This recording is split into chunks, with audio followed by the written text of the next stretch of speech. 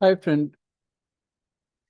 तो बताओ अभी तक लॉजिकल रीजनिंग में कौन कौन सा चैप्टर हुआ है और हो रहा है।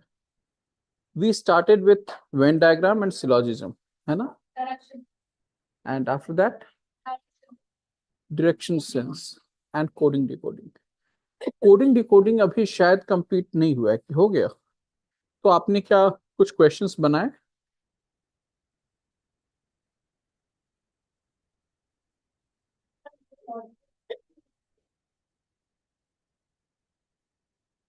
ओके।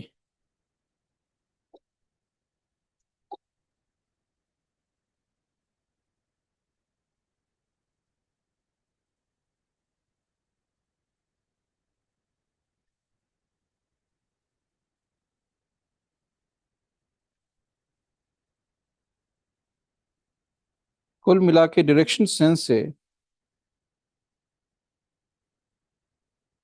2014, 15, 16 में दो तीन एक क्वेश्चन आते रहे हैं। डायरेक्शन सेंस से 2019, 20 में एक एक क्वेश्चन आया है। 2021 it is again two questions. 2023, 24 में क्वेश्चंस नहीं थे, 2022 में था। ये तो उसकी बात हुई। और क्या क्या कोडिंग डिकोडिंग करवाया।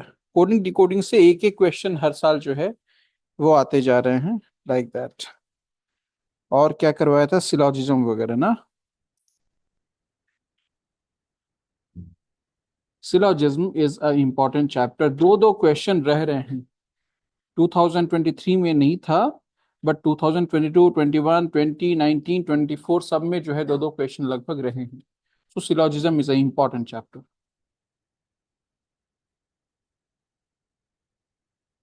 पजल टेस्ट जो है 2012 में 10 क्वेश्चन रहे हैं, 2013 में 11 क्वेश्चन रहे हैं, 2017 में 9 क्वेश्चन, 2016 में 11 क्वेश्चन, 2018 में 8 क्वेश्चन। लेकिन उसके बाद से 2019 में 3 क्वेश्चन आए थे, उसके बाद से कम आ रहे हैं। ठीक है। पजल टेस्ट में कम क्या, नहीं के बराबर आ रहे हैं, लेकिन 2024 में आया था। इट माइट बी 3 से 4 क्वेश्चन आपके पजल्स के भी रहे।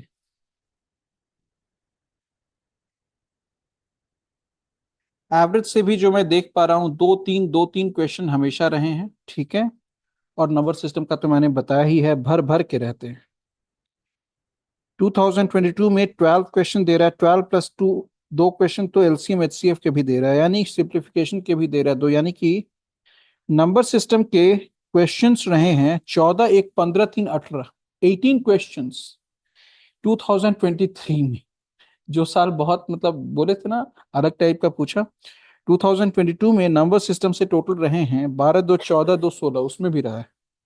2021 में 9, एक 10, 6, 16, उसमें भी रहा है। You can understand number system is really important chapter. जब एक 2023 का आज हम लोग 4 से 5 क्वेश्चन केवल एक अरीना से, जो कि क्या है, रिमाइंडर थ्योरम, उससे हम लोग किए हैं, तो यू कैन अंडरस्टैंड कि नंबर सिस्टम से भर भर के क्वेश्चन आते हैं और हर टॉपिक इंपॉर्टेंट। तो नंबर सिस्टम को आप स्किप नहीं कर सकते, लेकिन हाँ, अगर क्वेश्चन डिफिकल्ट रेंज का है तो उसको आप स्किप जरूर कर सकते हो एग्जामिनेशन हॉल में। गॉट इट ना। So all this sort of things are there. Give me some moment. तो हम लोग कोडिंग डिकोडिंग पे थे ना।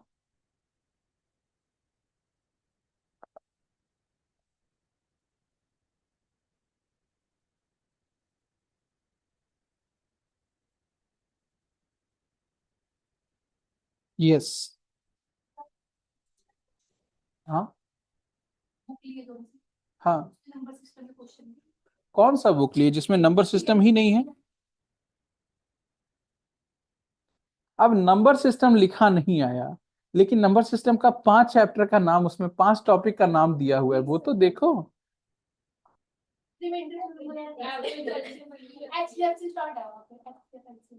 एलसीएम एचसीएफ के साथ लीनियर इक्वेशन है ना, और भी कुछ कुछ है। तो बहुत सारे बुक ना अलग अलग वे में मतलब चैप्टर को बांटे रहते हैं, तो वही है, नंबर सिस्टम को कोई अवॉइड ही नहीं कर सकता, बात ये है।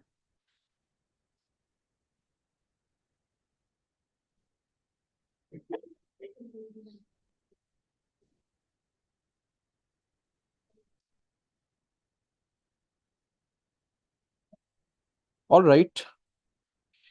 So let's do some questions from the previous year examinations as far as coding decoding is concerned. 2 से 3 क्वेश्चन, ज्यादा मैं आपका इसमें टाइम लूंगा नहीं, but you must understand, but you must understand but you must understand कि coding decoding के principal आप कर चुके हैं और प्रैक्टिसिंग कर रही है, तो दैट वुड बी सफिशिएंट, लेकिन enough practicing must be there because coding decoding is a important chapter, वो मैं पहले बता दिया हूं. सो सी सैट 2023 के क्वेश्चन दे रहा हूं. ZERO is CHUR. तो प्लेयर क्या होगा आपको बताना है, थोड़ा जल्दी बताना, 30 सेकेंड में. You don't have more time.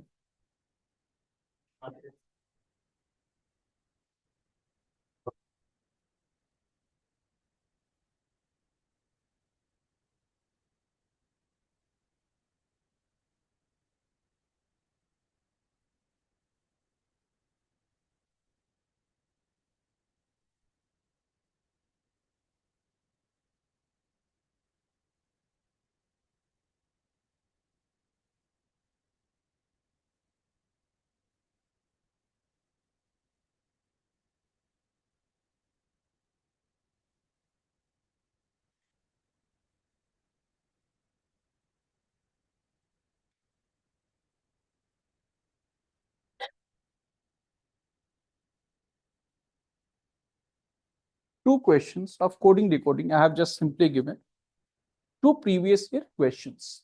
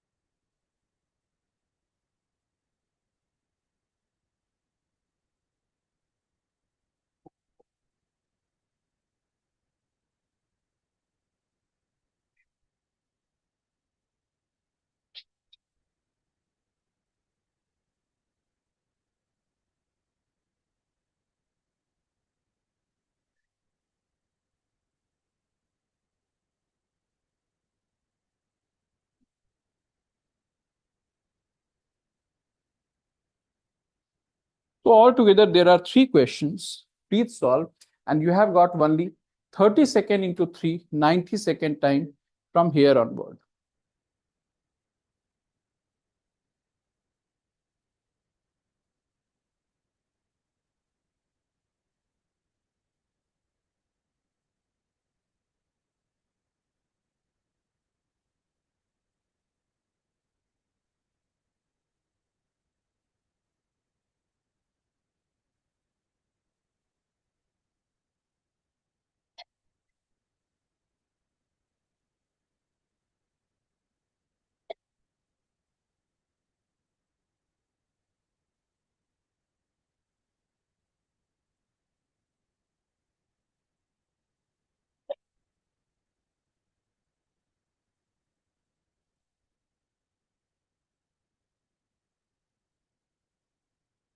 समझ में तो आ गया होगा कि कोडिंग डिकोडिंग से कितने पोप्लू टाइप क्वेश्चन आज तक आते रहे हैं, और इस एरिया के क्वेश्चन को तुमको छोड़ना ही नहीं.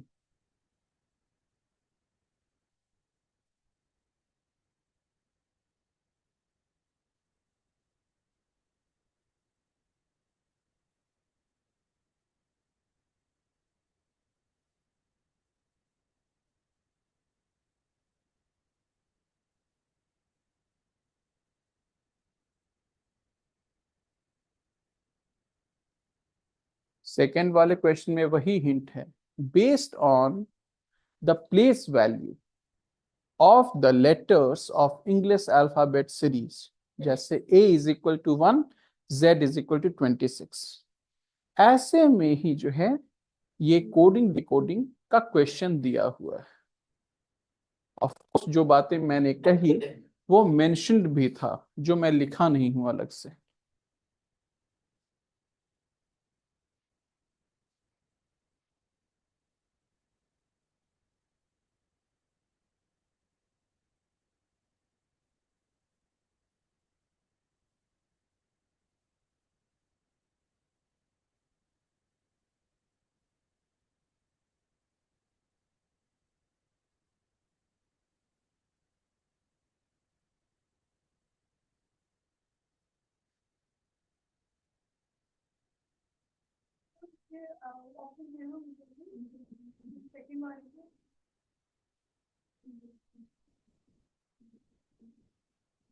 फोर 92, 468, 262, 246।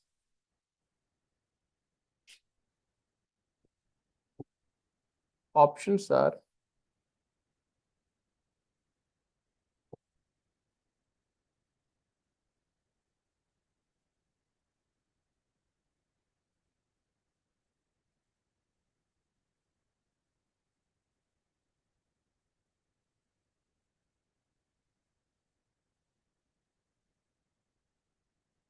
लो दे दिया।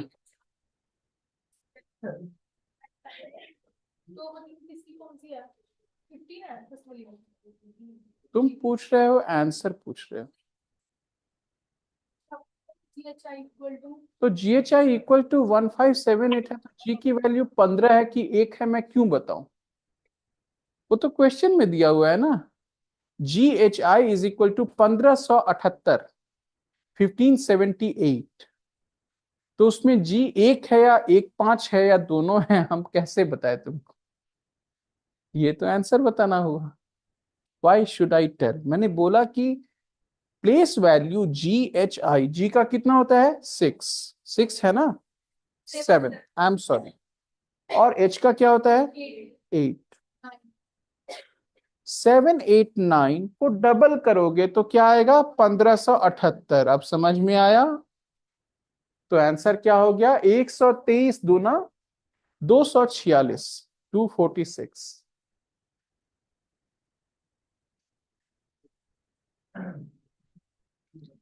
चलिए देखिए जरा इधर ध्यान से।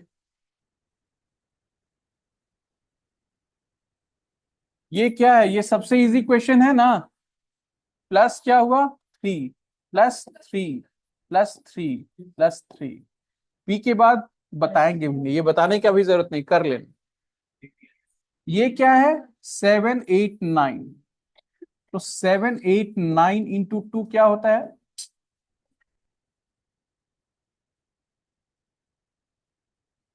789 × 2 क्या होता है? ये होता है। ये है 456 × 2 क्या होता है? ये होता है। तो 123 × 2 क्या होगा? 246। ये सब मैं नहीं बताऊंगा, ये सब खुद से करना है, ये पोपू टाइप सवाल है ये सब जो है। इसमें क्या है? एच का ढूंढना है, ए का ढूंढना है, और एम का ढूंढना है। एच क्या है? एच है ये। एम क्या है? एम है ये। और ए क्या है? 2। बस अपना करते रहो। समझ में आ गया? ए दूसरा नंबर है, वो भी दूसरा नंबर है। एम तीसरा नंबर है, वो भी तीसरा नंबर। एच लास्ट है, तो वो भी 9। अब सबको समझ में आ गया होगा। जो भी है वो आंसर होगा, बताने की भी जरूरत नहीं। चले आगे। डायरेक्शन सेंस से जुड़ा सवाल करें। जिसको कुछ देखना था इसमें देख सकते हैं।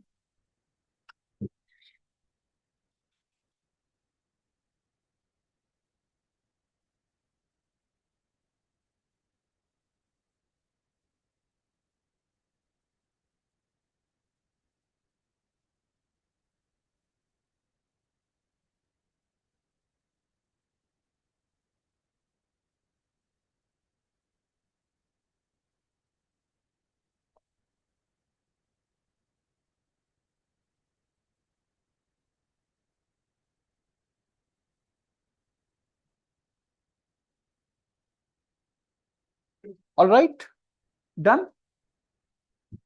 चलो फटाफट लिखना जरा एक question.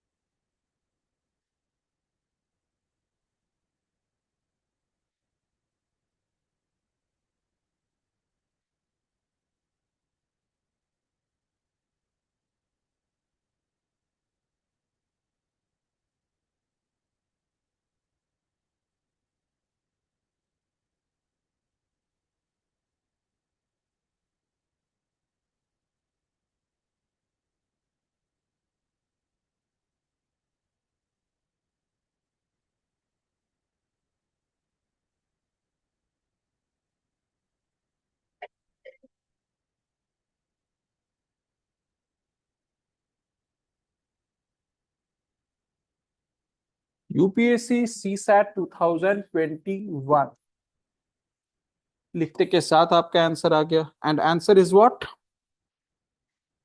But options are tricky. पहला ऑप्शन है an angle less than 45 degree south of east. Second option है an angle less than 45 degree north of east. तो हम आपको ऑप्शंस जरूर लिख देते हैं। An angle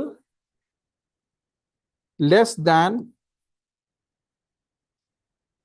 45 degree south of east, an angle less than 45 degree north of east, an angle more than south of east, an angle more than north of east। एकदम अच्छे से क्वेश्चन को करो, 1 मिनट का टाइम अभी से मिला, हमको आंसर एक्यूरेट चाहिए। सिंस 45 डिग्री के इत्थे या उत्थे ऐसे करके लगाओ।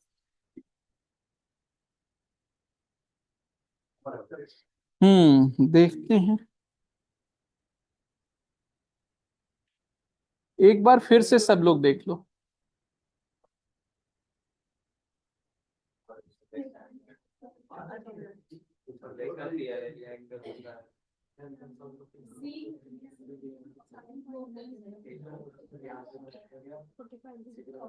ये तो हल्का ज्योमेट्री का सेंस आ गया।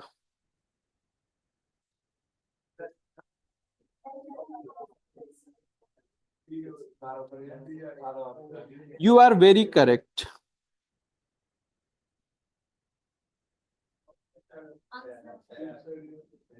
आंसर ऑप्शन बी है, an angle less than 45 degree. E option है ही कहां जो ई होगा? हाँ, बी करेक्ट ऑप्शन।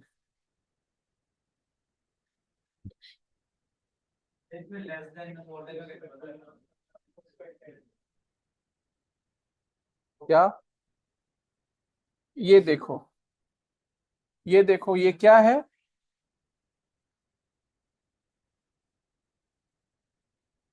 ये क्या है? ये इक्वल टू ये है। अब इसमें ये थोड़ा बड़ा कर दिए, ये वही रहा, ठीक है? ये भी 90 डिग्री एंगल। अब इसमें ये थोड़ा और बड़ा कर दिए और ये यही रहा, ये 90 डिग्री। बताओ, यहां पे 45 डिग्री होगा, यहां पे लेस देन 45 होगा कि more than 45? More than 45 degree होगा। यहां पे और ज्यादा होगा, मोर देन 45 डिग्री। अब बताओ, यहां पे 45 डिग्री है, कोई देख कर ही बता देगा ये छोटा हुआ, तो ये क्या हुआ? Less than 45 degree. Am I correct? ये साइड को हम बड़ा करते जा रहे हैं, इस साइड को उतना ही लेंथ रखने दे रहे हैं। देखो, यहां से यहां, है ना, एक पेन लगभग लगभग एक पेन यहां भी है, लगभग लगभग लगभग एक पेन नहीं है, एक पेन यहाँ नहीं है, मतलब जो भी है, मतलब समझ में आ रहा होगा तुमको। लंबा साइड हो रहा है तो यहाँ पे एंगल जो है छोटा होता जा रहा है। समझ में आ रहा है ना? इट डज मीन कि लंबाई अगर इधर ज्यादा होगी तो इससे सटा ये एंगल थोड़ा छोटा होगा।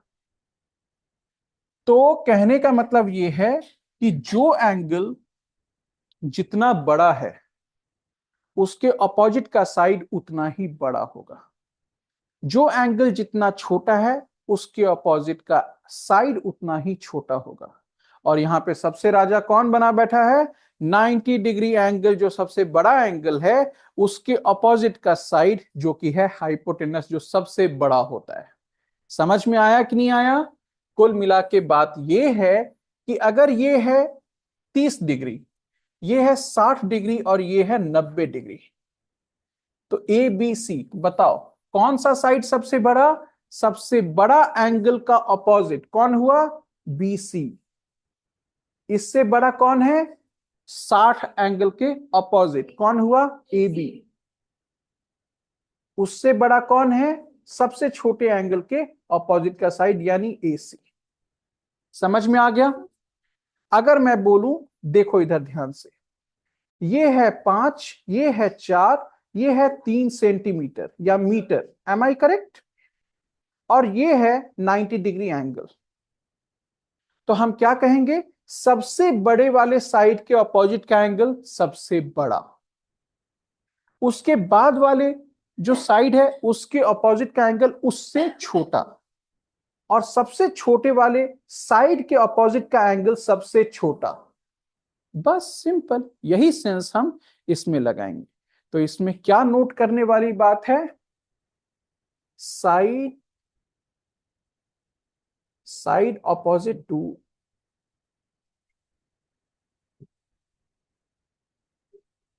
Side opposite to smallest angle will be smallest। समझ में आ गया? अब वाइस वर्सा करके लिख देना, आपने समझ में आ जाएगा, यही नोट करके करने वाली बात। अब हम क्वेश्चन को कर रहे हैं। क्वेश्चन क्या कहता है? हम करेंगे ग्रीन से। बताना जरा। अ वुमन गोज 12 किलोमीटर, चलेगा? यहां से बैक नॉर्थ से फिर साउथ यहां पे आ गई, और ये कितना दूर था? 6 किलोमीटर। उसके बाद कहां जा रही है? ईस्ट में। ईस्ट में कहां गई? 8। This is 8, so this is 6, this is 8। अब बताओ तुम, ये 90 डिग्री एंगल है, यानी ये सबसे लंबा साइड, इसके अपोजिट का एंगल सबसे बड़ा एंगल। 8 के अपोजिट का एंगल ये जो है उससे छोटा होगा, 90 से छोटा होगा, और सबसे छोटा कौन होगा? ये हो। समझ में आया कि नहीं आया? आया। इसका मतलब इन दोनों का मिलाकर सम क्या होगा? 90 डिग्री एंगल। तो ये x और ये y है, x प्लस वाई मिला के कितना हुआ? 90 डिग्री एंगल। बट ये क्या निकला है? बड़ा है इससे, एम आई करेक्ट? तो हम क्या कहेंगे? x is more than 45 degree, y is less than 45 degree. तो क्वेश्चन अच्छा था कि नहीं था?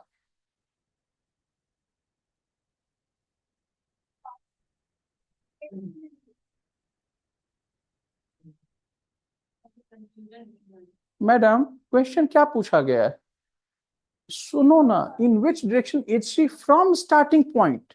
यहां की कॉम्परेटिव, यहां से स्टार्ट किया था ना, यहां के कॉम्परेटिव ये वाला पॉइंट, तो ये पूछा गया है, यहां का पूछा गया है। समझ में आया? With respect to starting point, ये पॉइंट कहां है? तो this point is less than 45 degree. समझ में आया? लेस देन 45 डिग्री क्या होगा? किधर है? नॉर्थ ऑफ ईस्ट है, एम आई करेक्ट और नॉट? समझ में आ रहा है? यही आया ना? With respect to starting point, ये कहां है? ये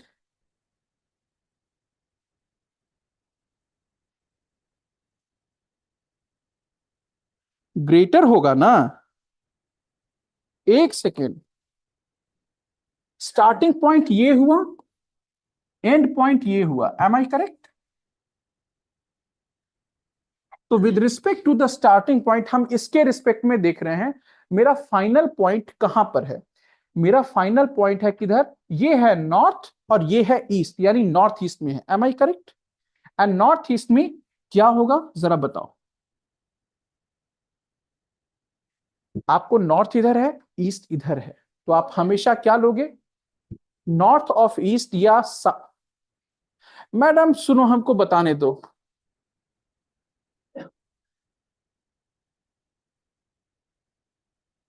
ये है, ये है, ये 8 है चलेगा? चलो, ये रहा स्टार्टिंग पॉइंट, स्टार्टिंग पॉइंट। तो स्टार्टिंग पॉइंट में मान लो यहां पे है, और एंड पॉइंट मान लो यहां पर है। ये सबको समझ में आ गया है कि ये जो है वो क्या होगा, ग्रेटर देन 45 डिग्री, और ये क्या है, लेस देन 45 डिग्री। सबको पता चल गया, और ये एग्जैक्टली 90 डिग्री। अब बोल रहा है कि मेरे इस पॉइंट से इस पॉइंट का यहां विद रिस्पेक्ट टू दिस ये कहां है, ये पूछ रहा है। तो ये है, ये रहा इसका नॉर्थ, और ये रहा इसका ईस्ट। समझ में आया? मान लो ये 30 डिग्री एंगल है। समझ में आया? तो 30 डिग्री एंगल है तो हम क्या कहेंगे, नॉर्थ ऑफ ईस्ट। समझ में आया? 30 degree angle north of east इसका है final position. Am I correct? और अगर ये पूछा गया ईस्ट ऑफ नॉर्थ करके पूछा गया, तो भी हम यहां से बता सकते हैं। गेटिंग और नॉट गेटिंग? तो यहां से बताओ कि हम क्या ऐसा लिख सकते हैं, जरा बताना ध्यान से। ये कौन सा डायरेक्शन है, ईस्ट। ये कौन सा डायरेक्शन है, नॉर्थ। तो with respect to the starting point ये कहां पर है, एंड पॉइंट कहां पर है, ये वाला एंगल क्या होगा, लेस देन 45 डिग्री होगा। एम आई करेक्ट और नॉट? क्योंकि ये खुद में 45 से ज्यादा है। समझ में आया? तो अब बताओ क्या होगा, लेस देन 45 डिग्री कहां है, नॉर्थ ऑफ ईस्ट, ईस्ट से नॉर्थ के डायरेक्शन में। समझ में आया? तो हम लिटरली लिख रहे हैं यहां पे less than 45 degree north of east. समझ में आया? अभी एक लाइन और बताना है, सुनो मेरी बात ध्यान से। जो भी लेते हैं हम नॉर्थ ईस्ट लेते हैं ना, तो नॉर्थ ईस्ट में बेस क्या है हमारा, ईस्ट है। हमेशा याद रखना, नॉर्थ वेस्ट में हमारा क्या है, वेस्ट है। साउथ वेस्ट में हमारा क्या है, वेस्ट है। साउथ ईस्ट में हमारा बेस क्या है, ईस्ट है। साउथ ऑफ ईस्ट यानी ईस्ट के साउथ में। समझ में आया? ईस्ट के नॉर्थ में कितना, इतना एंगल। समझ में आया? यही है इस क्वेश्चन का सही जवाब। तो एंगल्स का सबसे अच्छे से लिखना। आप बताओ ऑप्शन कौन सा हुआ, बी ही हुआ ना? अब तो समझ में सबको आ गया होगा। एकदम क्रिस्टल क्लियर जो है अपना रखना है पूरा दिमाग, ठीक है? वैसे भी जब तुम ज्योमेट्री में थोड़ा बहुत पढ़ाएंगे या पढ़े ही होगे तो समझ में आएगा। ये दोनों पैरेलल लाइन है तो ये दोनों एंगल इक्वल होगा, ये भी लेस देन 45, ये भी लेस देन 45। चलो इसको छोड़ो, अभी चलते हैं नए चैप्टर में। बोलो कौन सा चैप्टर आज पढ़ोगे? उसमें हम बहुत वीक हैं, हम वो बाद में पढ़ाएंगे। हाँ, नंबर सीरीज, ओके। और कुछ? चल, ये सबको समझ में आ गया ना? इसका अपना एक्सप्लेनेशन लिख लेना, जो कि ये बहुत अच्छे से मैंने समझाया है। तो एक बार नोट डाउन कर लोगे तो समझ में आ जाएगा कितने लोगों का ये आंसर गलत हुआ हो। समझ में आया ना? नॉर्थ ऑफ ईस्ट यानी east is the base line जिसके रिस्पेक्ट में एंगल हमको देखना है। 10 डिग्री ऑफ ईस्ट कहता तब मतलब 10 डिग्री नॉर्थ ऑफ ईस्ट यानी बस इतना दूर में। 60 डिग्री नॉर्थ ऑफ ईस्ट यानी इतना दूर में कोई पॉइंट है। हम यहां पर हैं तो मंगोलिया हमारा हो सकता है 60 डिग्री नॉर्थ ऑफ ईस्ट होगा, है ना?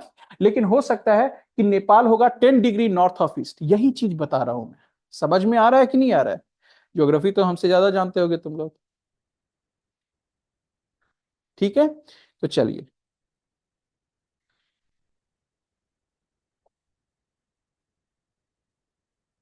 दूसरा वाला स्लाइड का जरूरत है क्या? ये B is the correct answer, angle less than 45 degree north of east.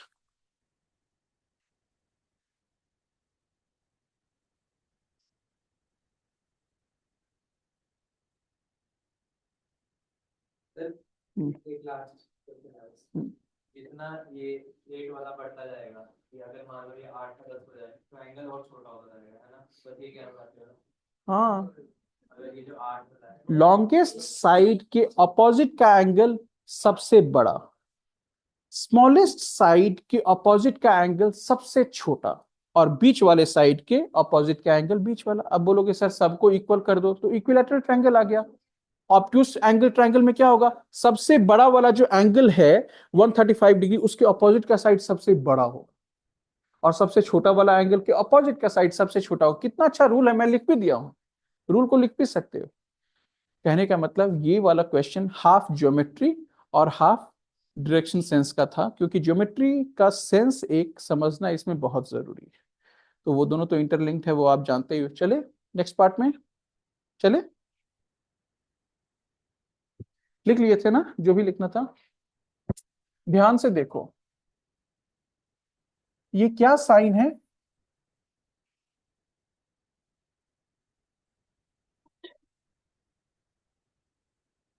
This is a type of notification जिसमें मैं जनरली चीजों को बता रहा हूं। ए इज मैरिड टू बी, तो मैरिड मीन्स व्हाट, कपल है। तो कपल को किससे हम डिनोट किए? यस, ये साइन से। ठीक है। और मैंने कहा कि A and B have got 3 children, C D E. तो हमने एक लकीर यहां से डाला, तो ये मतलब क्या है, चिल्ड्रन है। और कौन कौन है, सी डी ई। कुछ लोग अभी से हंस रहे हैं,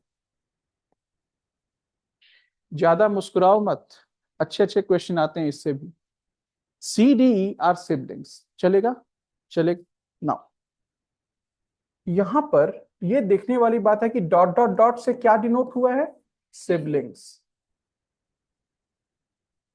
और इससे क्या डिनोट हुआ है, इस साइन से जनरेशन शिफ्ट। ठीक है, चिल्ड्रन,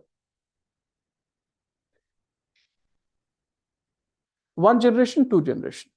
ठीक है। It is said that E is married to F, who is a,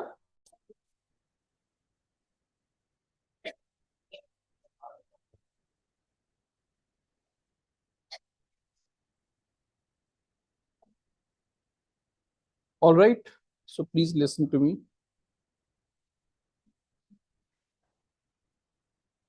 All the online students,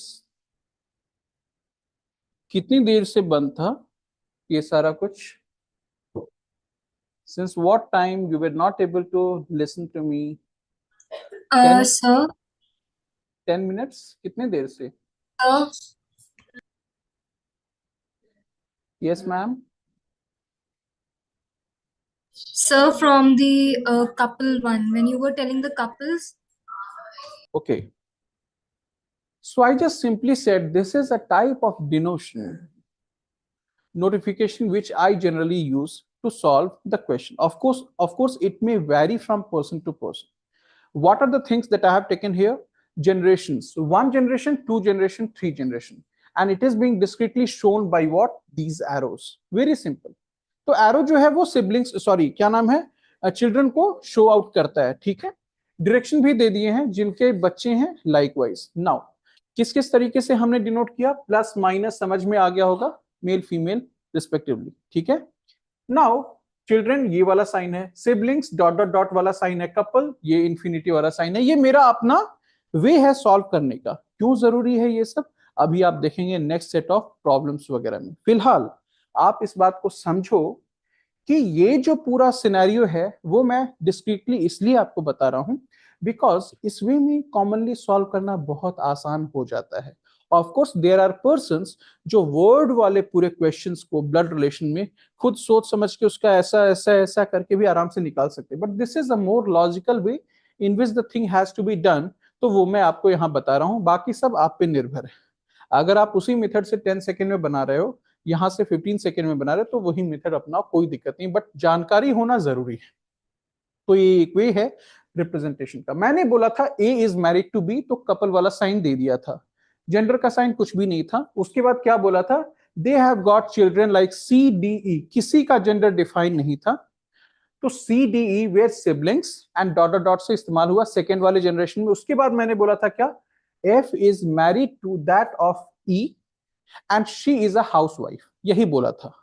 जैसे ही बोला हाउसवाइफ है, मैरिड साइन तो ये सब लोग जानते हैं, एंड जैसे ही बोला हाउसवाइफ इट मींस माइनस यहां प्लस यहां, likewise notification of genders, still gender of C and D are unknown. Again, I said in the last statement that G is the granddaughter of A. Sorry, क्या बोला था? A is grandmother of G. तो जैसे ही grandmother बोला तो यहां पे minus हुआ था, लेकिन G is connected to someone here in the second generation also. वो बोला था मैंने, उस स्टेटमेंट में बोला था G is the daughter of D, ये बोला था।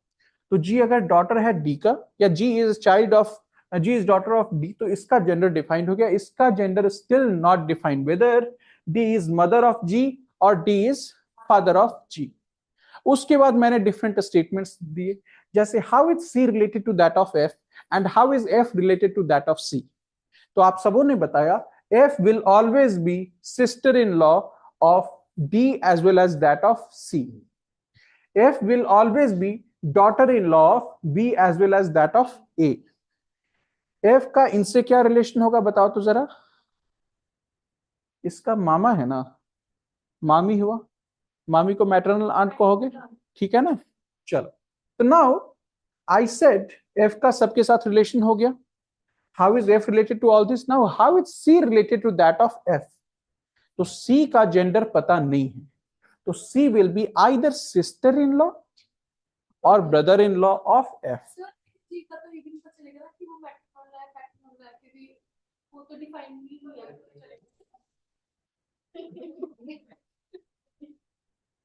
लास्ट वाला स्टेटमेंट मैंने क्या बोला, how is C related to that of F? बहुत सिंपल, क्वेश्चन का सही आंसर यही होगा कि C is either brother in law और sister in law of F, क्योंकि जेंडर यहां इसका इंपॉर्टेंट है ना कि इसका, इससे रिलेशन इसका इंपॉर्टेंट, और इससे रिलेशन इसका भी और इसका भी क्या है, या तो ब्रदर इन लॉ का, नहीं तो सॉरी एफ का हमेशा इसके और इसके साथ क्या है, सिस्टर इन लॉ का रिश्ता है। लेकिन इन दोनों का इससे क्या होगा, आइदर ब्रदर इन लॉ और सिस्टर इन लॉ लाइकवाइज। तो इस तरीके से चीजें बनती है, बाकी सब आपको पता है, नाना नानी चाचा चाची मामा मामी सब पता है आप लोगों को, ठीक है। अब बात आती है क्वेश्चन किस तरीके से आते हैं, ठीक है। तो देखो जरा ध्यान से, इसको लिखना भी बहुत जरूरी नहीं है, बट आप थोड़ा समझना जो मैं अभी बताने जा रहा हूं, ठीक है। It is written a plus b is a is mother of b, b minus c is b is father of c, c into d means what, c is sister of d। नहीं, बस देखो, suppose I have given this, suppose I have given this, तो ये क्यों दिया, क्योंकि मैंने बताया the way in which the questions are getting framed and the way in which generally the questions are being asked in the UPSC examinations, I will be just looking upon that very matter right, because एक question आएगा नहीं तो नहीं आएगा, likewise तो हमको उसमें इतना ज्यादा बखान करने का कोई जरूरत नहीं है। You can understand the importance of this chapter is not that much high as much as other chapters taught by me is concern. तो यहाँ पे इतना समझो किस किस टाइप के क्वेश्चन, तो ये आया क्वेश्चन किस तरह का आएगा, suppose P into Q plus R minus S, it is being given, यानी ये पूरा रिलेशन दिया गया है। अब हम तो अपने से क्वेश्चन फ्रेम किए हैं, आशा है कि क्वेश्चन सही हो। फिलहाल आया क्वेश्चन कि how is P related to S. समझ में आ गया, ये दे दिया गया, ये पूरा नोटिफाइड है। अब आपको क्वेश्चन का आंसर निकालना है। Now with your help I am going to do this. तो ये वाला काम दूसरे कलर में, तो बताना मुझे जरा क्या क्या करें। P इंटू क्यू का मतलब क्या है बताओ, P is sister of Q चलेगा। Q क्या है? Q plus R। Q is mother of R।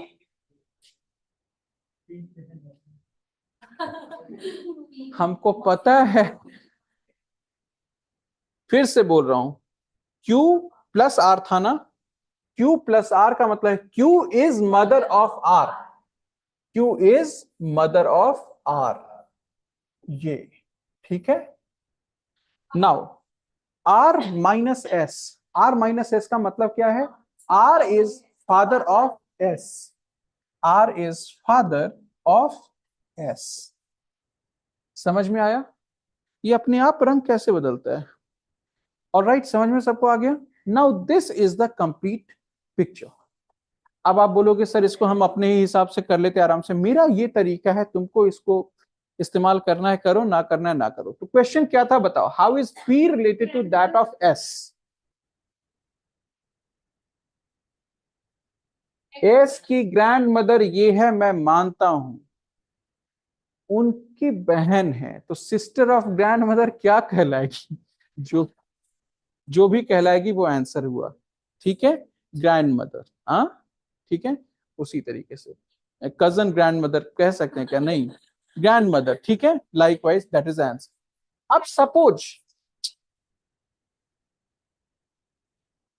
नहीं वो हम अलग से डालिए कि ये किसी और से।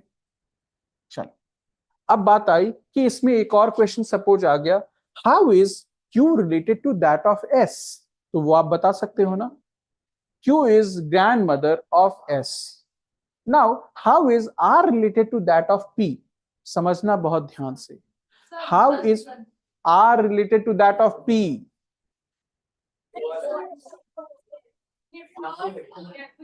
R is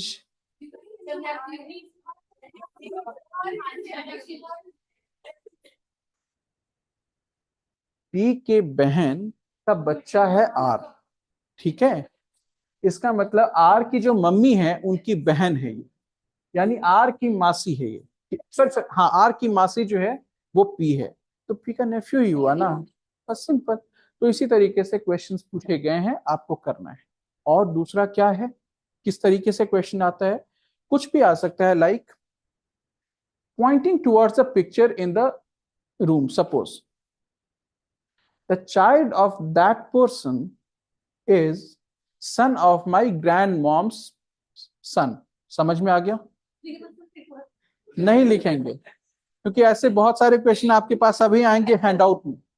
इस सब तरह के क्वेश्चन में भी डेसिफर करना होगा आपको और पता लगाना होगा। तो कुल मिला के हम 3 टाइप की चीजें कहें।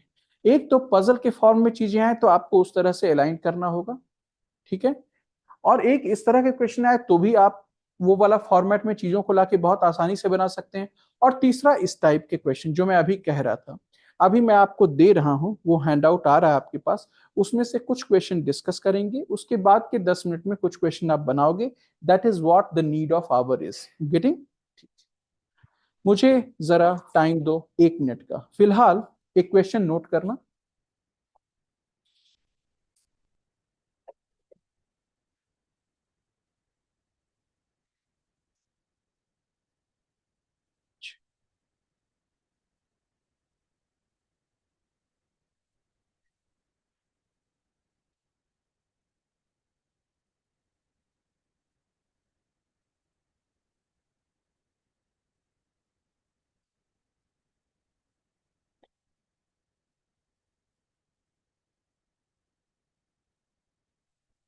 All right,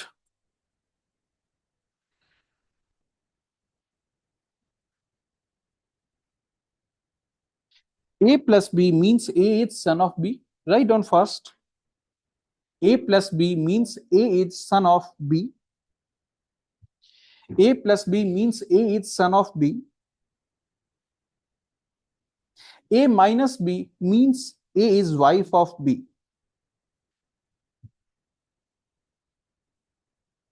A minus B means A is wife of B.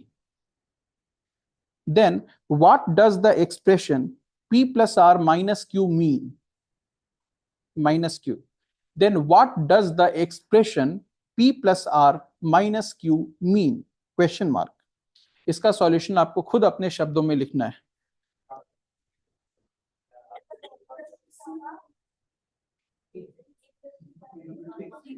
मैंने बोला A plus P means A is son of B।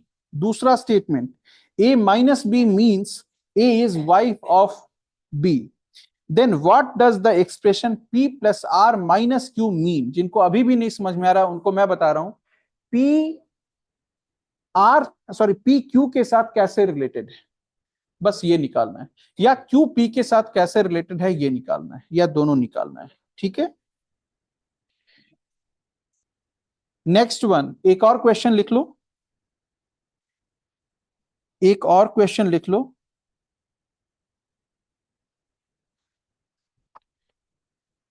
There are 5 members A, B, C, D, E in a family. There are 5 members A, B, C, D, E in a family. 5 members A to E in family.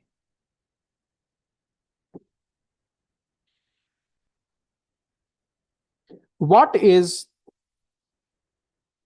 relation of E to B? ये निकालना है आपको। ये question है। अब statement one कहता है A and B are married couple।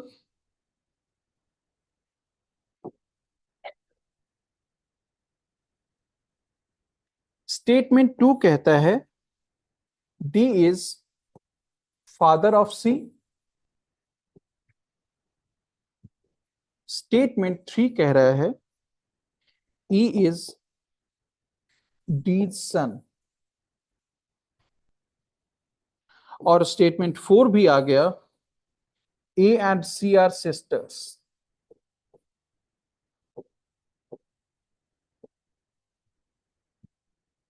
अब कहता है कि क्वेश्चन का आंसर इन सब में से किसके कॉम्बिनेशन से निकल सकता है। समझ में आ गया?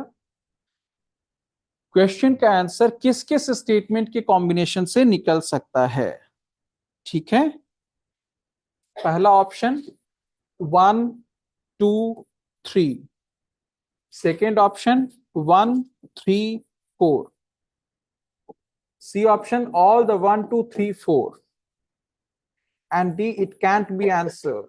It can't be answered.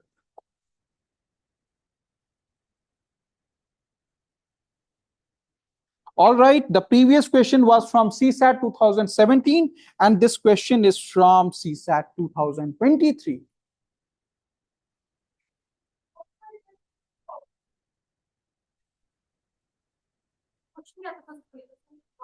How is Q related to P? लिख लेना। How is Q related to that of P? Relation of Q with respect to P. दोनों क्वेश्चन को आप करिए, मैं तुरंत यूं गया और यूं आया।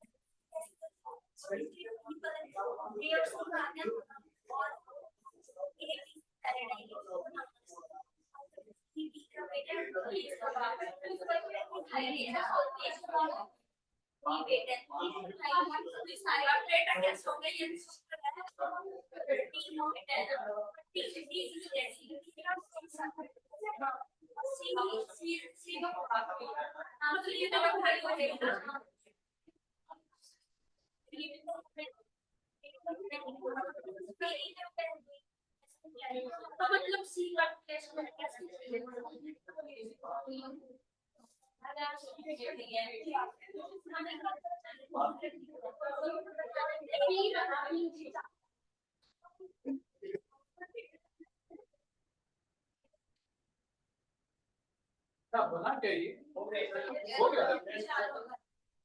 इसको बनाने में कितना टाइम लगा सही सही बताना। 30 सेकंड में बना लिए।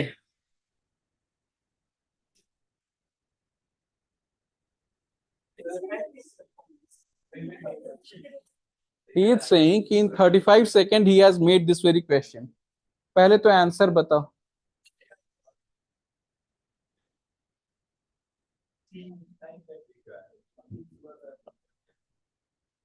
ओके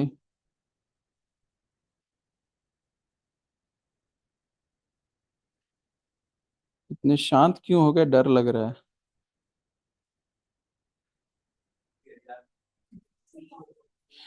तो सबसे पहला सवाल था वो प्लस माइनस का, उसका आंसर जो मेरे पास है that Q is father of P, आपका आया है। तो वैसे सवाल 20 सेकंड में बन जाएंगे पक्का, ठीक है। अभी इसमें आपको इंटर दिया था एक तो आपने a plus b का बोला a is sin of b, है ना? उस वाले में क्या था, P plus R minus Q। P plus R का मतलब है P is son of R, P is son of R plus, ठीक है। उसके बाद है R minus Q means what, R is wife of Q, R is wife of Q, ये minus, ठीक है।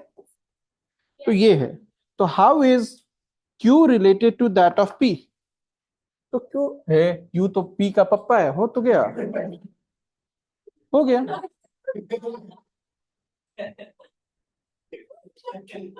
क्या है कि नहीं, इस क्वेश्चन में तो 20 सेकंड भी नहीं लगना चाहिए। चल अब इस क्वेश्चन में आ रहे हैं, ठीक है। कितने लोगों का सी आया है, correct, C is the correct answer. ये सी जो है 1 2 3 4 सबको इस्तेमाल करना पड़ेगा, तभी आप इस क्वेश्चन को बना सकते हैं। किसी को इसमें कोई डाउट है? क्या मैं बनाऊं? बनाने का जरूरत है?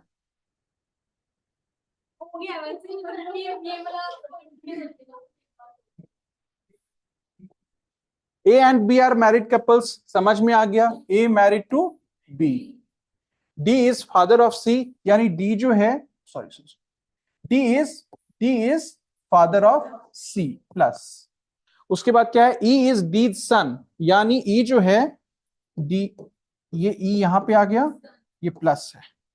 और क्या आ गया, A and C are sisters, अब ये जो है दोनों सिस्टर्स है, माइनस माइनस। और क्या है, A and B are married couples, तो ये लो। पूछ क्या रहा है, पूछ रहा है व्हाट इज द रिलेशनशिप, ये तो लास्ट में बी आया है, और ई भी जो है वो आपका पूरा मिल के आ रहा है। एम आई करेक्ट और नॉट? नहीं, ये क्वेश्चन बहुत अच्छा है। ई टू बी का जो है वो रिलेशन आपका कौन कौन सा स्टेटमेंट दे सकता है। तो अगर मैं बोलूं 1 2 3 मिलके दे सकता है, तो 1 तो ये रहा, फिर डी इज फादर ऑफ सी, और E is Ds sun, E is डीज सन। तो कहने का मतलब इससे आपको मिल ही नहीं रहा है कि आपको ए और सी में आपका, अरे मिल तो रहा है, ये तो समझ में सबको आ गया। ये क्या था, D is father of C, am I correct? ठीक है,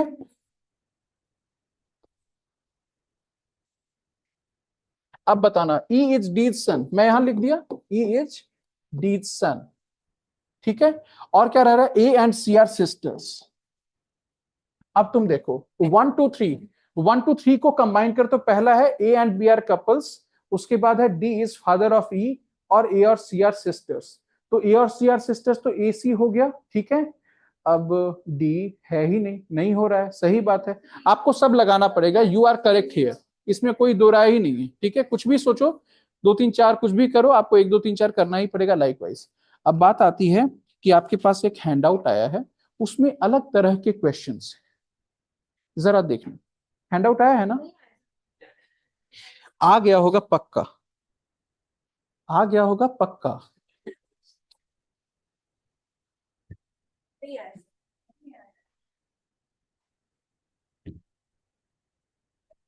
सर आपने नहीं भेजा, चला गया? हाँ सर।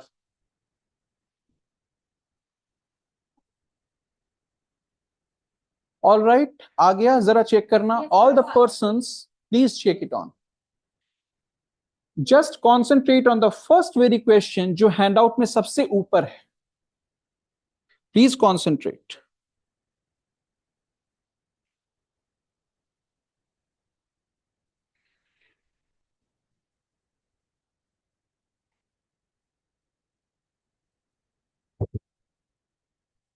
स्टार्टिंग से स्टार्टिंग से फर्स्ट क्वेश्चन जो है उस पर कॉन्सेंट्रेट करो सबसे पहले।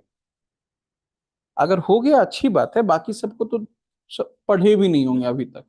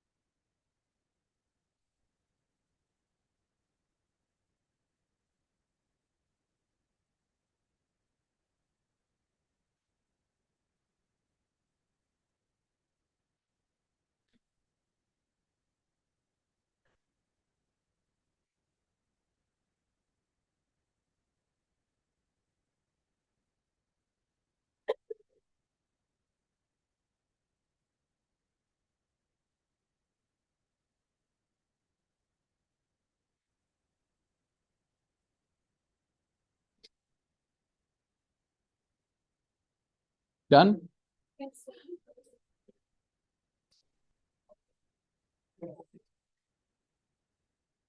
हो गया।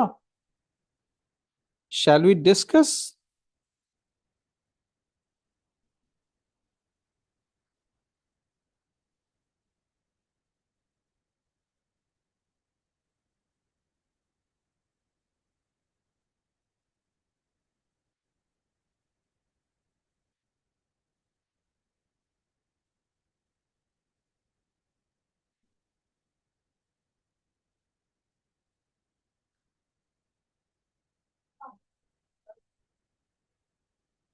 It is saying pointing to a photograph.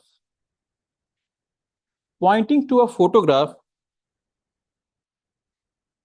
Dear Diksha, Priya, Komal, Mani, and Ishika, please pay attention over here. First question I have given, I think you have just done it already. These are easy questions, है ना? The first question is there before me. आप तो जानते हो कि your sir is not that much into this very chapter, so you will have to cooperate with me. Pointing towards a photograph, मैंने point कर दिया है, देख लो. This man's son's sister is my mother-in-law. अब मेरा तरीका देख. मैं पीछे से चलता हूं, मैं आगे से नहीं चलूंगा, और मैं अभी ना पेन भी ऐसे वाला करके नहीं उठाऊंगा, बस करने की कोशिश करता हूं, देखता हूं सक्सेस मिलता है कि नहीं. The woman is saying, the female person is saying that this man's son's sister is my mother-in-law. यानी मेरी जो मदर इन लॉ है वो कौन है? इस मैन के सन की सिस्टर. इस मैन का सन उसकी सिस्टर यानी इस मैन की डॉटर हुई. तो इस मैन की जो डॉटर है वो मेरी मदर इन लॉ है. समझ में आया? मैन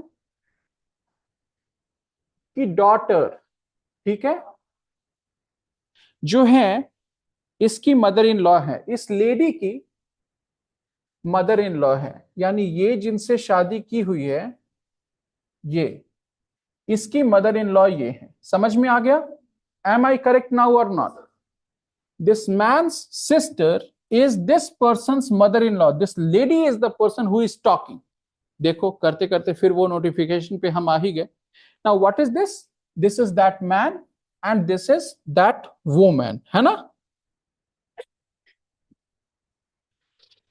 आप कहते हैं how is the woman's husband, यानी ये related to the man in the photograph. इसकी मम्मी का पापा, यानी कौन हुआ? इसका नाना.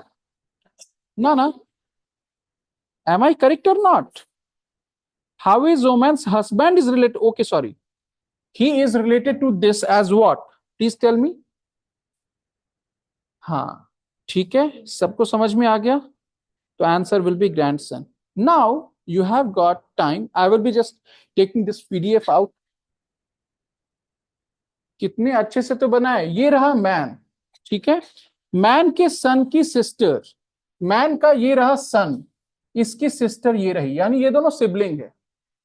तो मैन की जो डॉटर है वो कौन है? इस वुमेन की मदर इन लॉ है. तो इस वुमेन का हस्बैंड ये है, तो इसकी मम्मी है ये. दैट सिंपल, है ना? मुझे लगता है मैंने करेक्ट बनाया. तो how is this women's husband, यानी this person is related to this person. तो उसकी जो बेटी है उनका बेटा है, यानी ये इसका नाना हुआ, तो ये इसका क्या हुआ? समझ लो, ठीक है ना? बस यही है question. Now please do some questions. First of all try question number 14, 15, 18 and 19 here. This is important.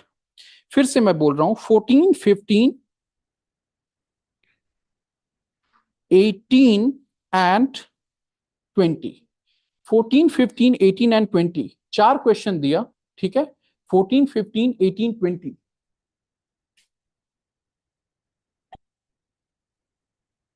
14, 15, 18, 20. Am I correct?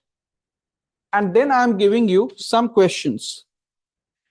All the odd numbered questions from 9 to 13, like 9, 11, 13. इतने सारे क्वेश्चंस बनाओ. इसी हैंडआउट के मैं इस हैंडआउट पे discussion करने जा रहा हूं थोड़ी देर में.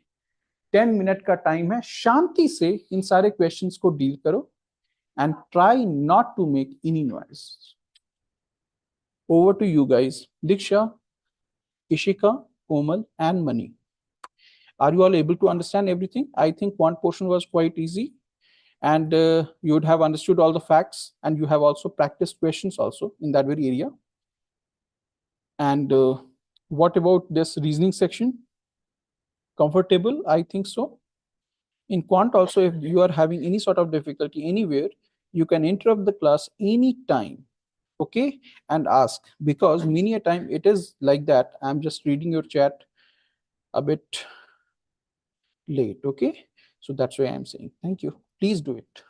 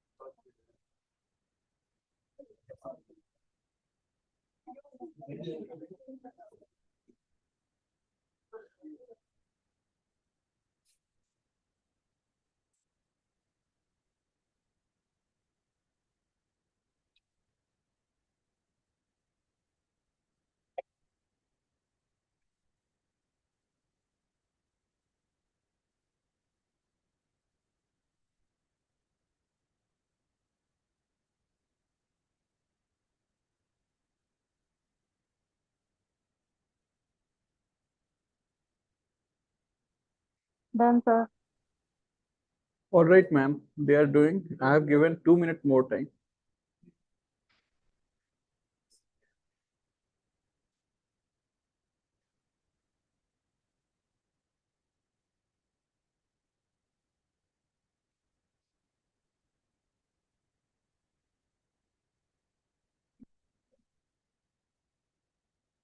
करो.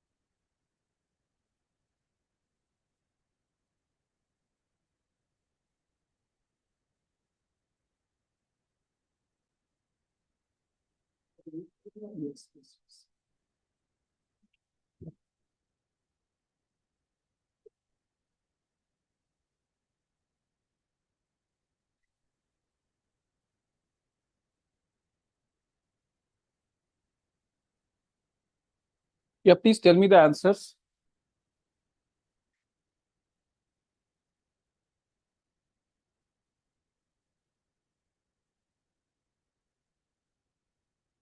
कहाँ से कहाँ तक हैंडआउट में है? 8 to 20, एग्जैक्ट 20, 8 से 20 तक. Please write down the answers. 8 का क्या है? 8 का ए. 9, 9C, 9 का ऑप्शन सी जो मेरे पास है, मैं बता रहा हूं, हो सकता है ऑप्शन गलत हो. Please note down fast. 9 का सी है. 10 का डी, डी फॉर दिल्ली. 11 का बी, बी फॉर बैंगलोर. 12 का बी, बी फॉर बैंगलोर. 13 का डी, डी फॉर दिल्ली. 14 का सी, सी फॉर कैलकाटा. 15 का डी, डी फॉर दिल्ली. 16 का बी, बी फॉर बैंगलोर. 17 का ए फॉर अमृतसर. 18 का बी, बी फॉर बैंगलोर. 19 का डी, डी फॉर दिल्ली. 20 का डी, डी फॉर दिल्ली. ये है पूरा answers as far as blood relation chapters questions are concern. 20 का आंसर डी है, D for Delhi. Now the thing is 18 का आंसर, 18 का answer B for Bangalore. All right. So I have just said the answer of all the questions. So of course there are some handouts जिसके answers मिलना आपको बाकी है. For example coding decoding also. Okay, मैं अभी इससे आगे तो गया ही नहीं. क्यों घबरा रहे हो? जिसमें प्रॉब्लम में सब डिस्कस किए बिना कैसे हम आगे जा सकते हैं?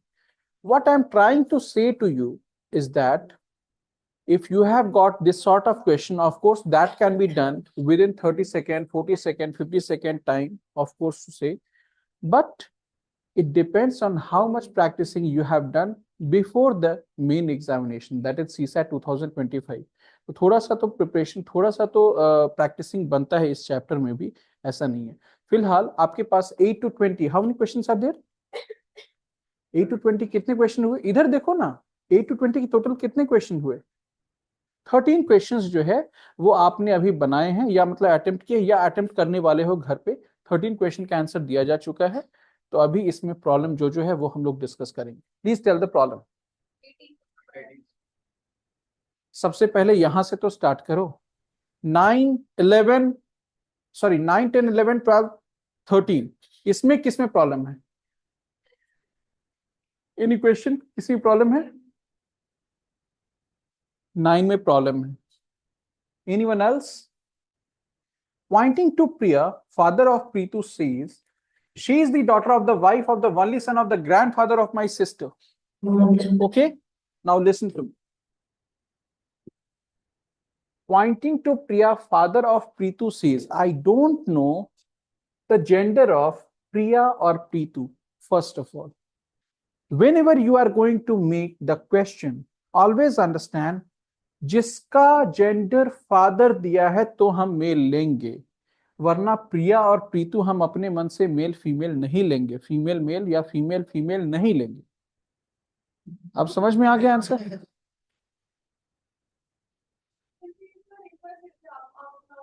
Pointing to Priya, father of Preetu says, it means who is speaker? Father of Preetu, Preetu का पापा, ठीक है, मेल। She is कौन? Father of Preetu says, pointing to Priya, of course Priya. Priya is the daughter of the wife of the only son of the grandfather of my sister. हाँ, father of Preetu is saying उसकी sister का grandfather, यानी उसका खुद का grandfather, ठीक है, उसका वनली सन यानी वो खुद, उसकी वाइफ यानी उस बंदे की वाइफ जो है वो कौन है? शी इज द डॉटर, उसकी डॉटर है ये प्रिया। समझ में आया? यानी फादर ऑफ प्रीतु की वाइफ की बेटी, यानी फादर ऑफ प्रीतु की डॉटर ही प्रिया है। समझ में आया? How is Sushma related to Priya if Sushma is sister of Preetu?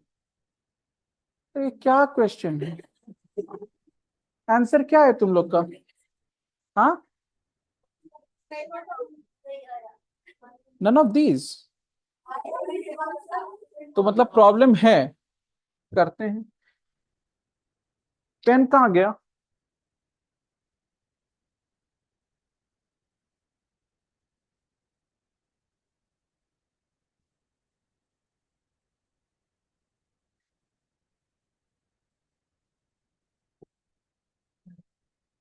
Father of Preetu is saying, she is pointing to Priya. She is the daughter of the wife of the only son of the grandfather of my sister. This is father, ठीक है, father, father of Preetu. ये है Preetu, am I correct? Preetu male है या female है? I don't know. Father of Preetu is saying, she is कौन? Priya. This is Priya, okay? हाँ, 3 बजे तक चलेगी। हाँ, yes, understand. Priya is the daughter of the, तो क्या कहता है यहाँ पे? माई सिस्टर, कौन कह रहा है? ये इनकी सिस्टर, इनकी सिस्टर हुआ ना, उनके सिस्टर का only son of the grandfather. Grandfather का वनली सन कौन होगा? ये ग्रैंडफादर है ना, वनली सन, ये प्लस, ठीक है, यानी इसका पप्पा, ठीक है। नाउ इनकी वाइफ, वाइफ ऑफ द, इनकी वाइफ, ये रहा wife, wife. She is the daughter of, इनकी डॉटर है कौन? प्रिया। समझ में आया? ये है प्रिया। अब कहता है कि how is Sushma related to Priya if Sushma is sister of Preetu? इसकी सिस्टर सुषमा है। अब कहता है how is Sushma related to Priya? खुद से बताओ, प्रिया इज फीमेल, सुषमा का पप्पा का बहन, मतलब समझ में आ गया? यानी सुषमा की बुआ है प्रिया। M I correct? इस तरीके से क्लियरली आ रहा है that how is Sushma related to, तो सुषमा क्या हुई? नीस हुई, एंड प्रिया क्या हुई? आंट हुई, पैटर्नल आंट, हाँ फुआ हुई। समझ में आ गया? प्रीतु और सुषमा सिर्फ इस तरह जोड़े क्योंकि ये दिया हुआ है, Sushma is sister of Preetu. समझ में आया ना? देखो, Sushma is sister of Preetu. अब प्रीतु मेल है या फीमेल हमको कुछ लेना देना नहीं, ये दोनों भाई बहन है। इसका पापा मम्मी ये सब है, इसके पापा का बहन कौन है? प्रिया है। सब क्लियरली आ गया है। घर पे करना एक बार तसल्ली से, मेरे जैसा इंसान आराम से कर सकता है, तुम तो आराम से कर ही लोगे।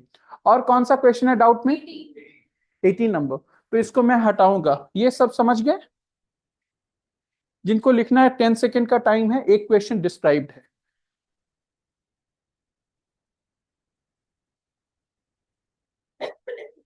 All right, shall we move ahead? चलो, लिख लिया? हमने पॉइंट यहां से शुरू किया। कहां है उसका पप्पा? ये है ना, ये है ना, ये वाला, ये यहां से शुरू किया। This is the starting point, SP. SP लिखने से अलग कंफ्यूजन हो जाएगा, ठीक है? अब बताओ कौन सा बोले थे, बोलना। और बताओ 13 तक कोई प्रॉब्लम है? 13 कोई, 13 कोई किया है? अच्छा ठीक है, करेंगे। सब 18 पे ही पॉइंट करें, पता नहीं कितना बड़ा क्वेश्चन है ये।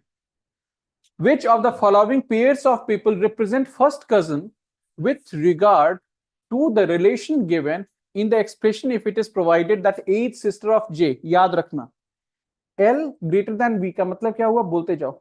L is, हाँ हाँ चलेगा, हाँ बोलते जाना। L is daughter of V, चलेगा। डॉटर यानी कि माइनस, हाँ। V लेस देन J का मतलब क्या हुआ? V is wife of J। एक सेकेंड रुको ना। V इज वाइफ यानी ये माइनस, ये प्लस, हाँ। J प्लस P, इसका मतलब क्या हुआ? J is father of P, चलेगा। अब P का मेल फीमेल हमको नहीं पता। अब दूसरा कह रहा है, दूसरे में देखो तो SADFEK में कुछ यहां से है related.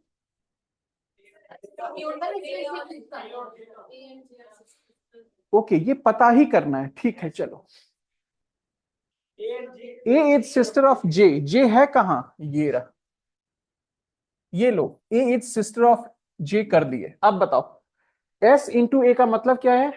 S is son of A, son of A हुआ, क्या कौन हुआ? एस। अब बताओ ए लेस देन डी का मतलब क्या है? A is wife of D. D plus F का मतलब क्या हुआ? D is father of F. अब क्या है? एफ लेस देन ई का मतलब क्या है? एफ इज वाइफ ऑफ, बोलो ना, ई। ई प्लस हुआ, और E plus, E is father of के, चलेगा? बस हो गया। ये है फर्स्ट जनरेशन, ये है सब सेकेंड जनरेशन, और ये वाला है थर्ड जनरेशन। अब क्या पूछता क्या है? Which of the following pair of the people, first cousin. तो फर्स्ट कजन तो हमको देख के क्या लग रहा है? यही दोनों है, एसपी है। एम आई करेक्ट और नॉट? ये एसपी आ गया। एलपी कहां कहां है? एल पता नहीं, यहां है। पी, ये नहीं होगा, ये तो एक ही जनरेशन में है। हाँ, एसपी तो होगा। एसएफ है क्या? एस यहां, एफ यहां, ये भी नहीं होगा। हो एफ एल, एफ एल भी होगा, पी एस भी होगा, एल। कितने सारे पेयर्स हैं फर्स्ट कजन के? बताओ जल्दी बोलो, कितने सारे पेयर्स हैं फर्स्ट कजन्स के? यहां पे फर्स्ट कजन्स के इस पूरे में कितने सारे पेयर्स हैं? बताओ total number of pairs who represent first cousin, बताओ। पहले ऊपर वाले जनरेशन में देखो, पहले ऊपर वाले जनरेशन में देखो, क्या जे और ए है? नहीं है ना, दोनों सिस्टर्स है, सिस्टर ब्रदर नहीं होगा, ठीक है। यहाँ पे इसके साथ ये भी है और ये भी है, दो हुए। इसके साथ ये भी है और ये भी है, दो हुए, दो दो चार। और कोई है? नहीं तो चार ही है। चलो, जिसको जो लिखना है लिख ले, हम तुरंत रब आउट करेंगे। This is the question that is done. What about 19th question? We are already into 18th question only, na? We have not gone to 19th question, na? 19th question इसके आगे आता है, अभी तो इसको नोट करना है। 10 सेकंड का टाइम इसके लिए। जिनको नोट करना है जो भी कुछ वो कर ले। बहुत इंपॉर्टेंट है ये समझना कि this is the answer of the story. ये एक अच्छा क्वेश्चन है, जिन्होंने भी पूछा है, this is a good question.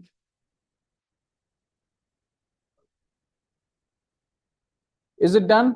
बाकी सब सवाल कर लोगे? और कुछ पूछना है? नहीं ना, इस चैप्टर से अभी निजात पाए? कौन सा कौन सा? हाँ, 13th 13th 2019, यानी हमको लगता है हम सबका सभी सॉल्व करवाओगे। 19 इज ये।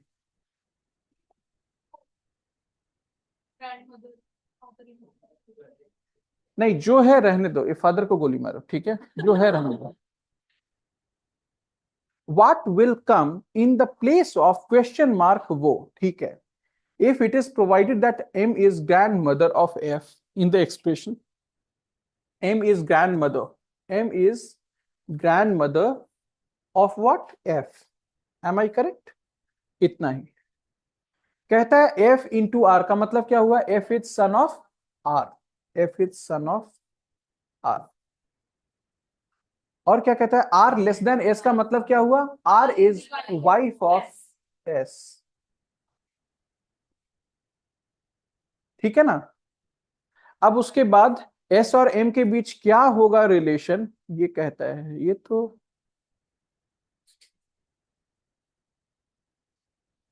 ये question can not be determined होगा, ठीक है। हमको कुछ समझ में ही नहीं आ रहा है इसमें, जो है तुम्हारे सामने है।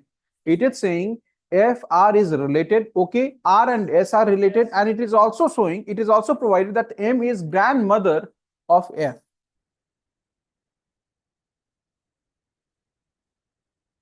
S कैसे रिलेट हो सकता है? अच्छा ठीक है, S ग्रेटर देन M है, बताओ तो होगा क्या? S greater than, S is daughter of M, S daughter of M होगा? नहीं होगा। अच्छा रुको, S प्लस M, S क्या है? S तो सन है ना, फादर ऑफ M। S और M के बीच का रिलेशन पूछता है, तो S इज,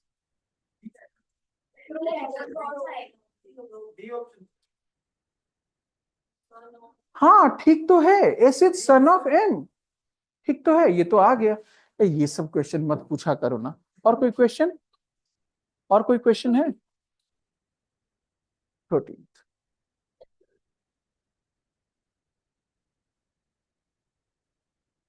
सारा क्वेश्चन ही बनवा लो एकदम। Pointing to a photograph, a lady is saying, the father of his brother is the only son of my mother। सुनो, lady is speaking, उसकी मम्मी का सन।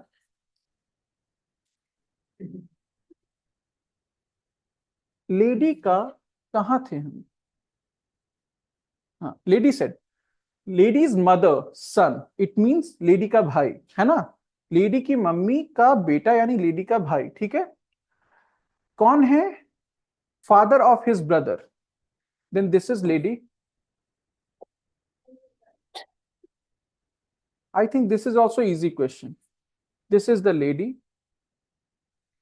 Lady is saying, son of my mother, of course lady का भाई,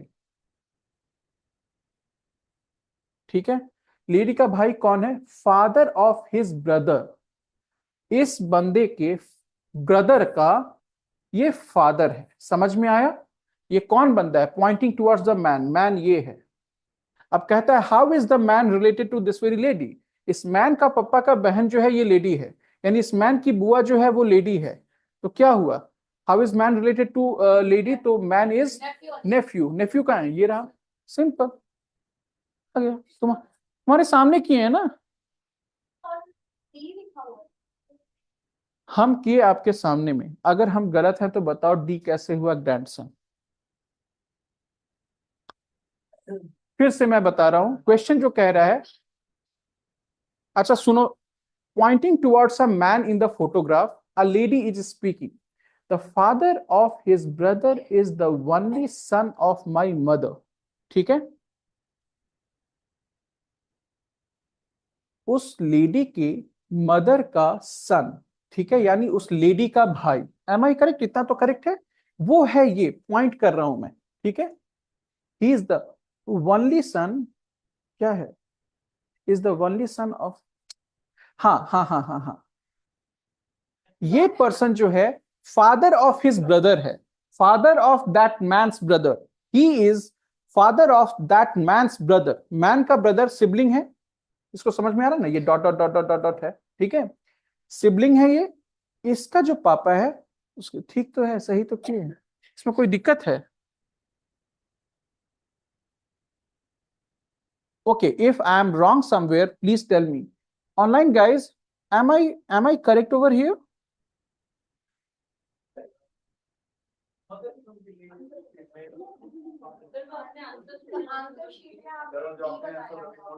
तो ma'am, ma'am अगर grandson नहीं आ रहा है तो इसका मतलब आंसर गलत है। फिर से मैं बोल रहा हूं, a lady is speaking, that son of my mother, it means ladies mother sun, ladies mother sun means what, ladies brother, ये रहा लेडी का ब्रदर। अब ये कौन है?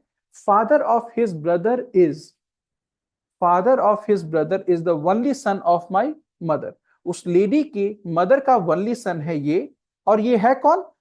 फादर ऑफ हिज ब्रदर, सही तो कहे हैं, ये मैन का ब्रदर का फादर, यानी ये मैन का फादर जो है वो लेडी का भाई है।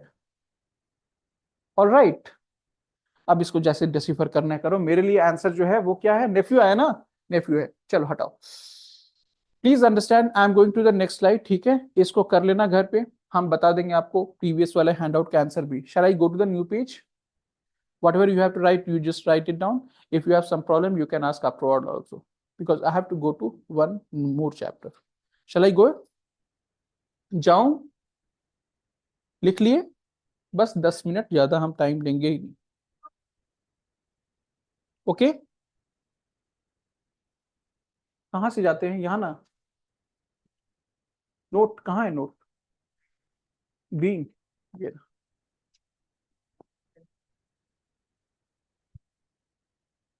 listen to me very carefully. Okay, now I am asking from you all,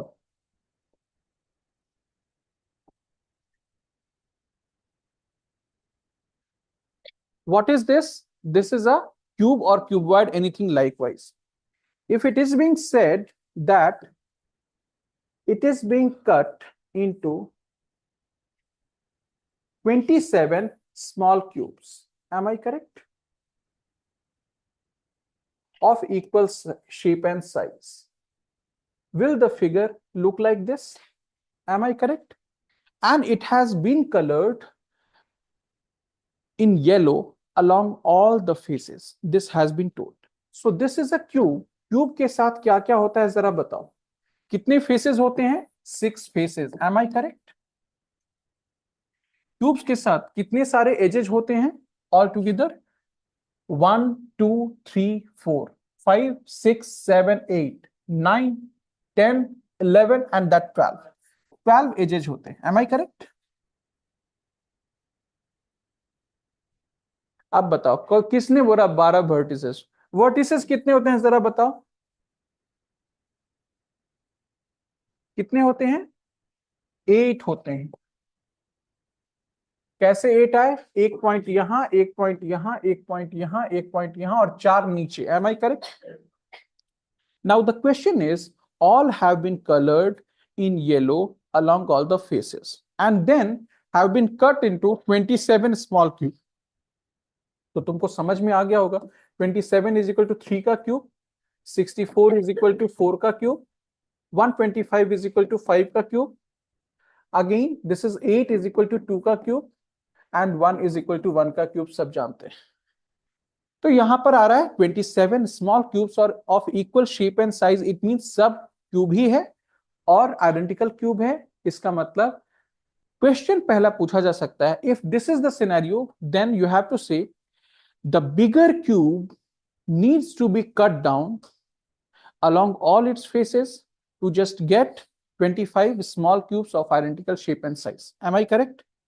What is the minimum number of cuts required to convert the bigger one into 27 small cubes? Batao. What is the minimum number of cut required? Answer is what?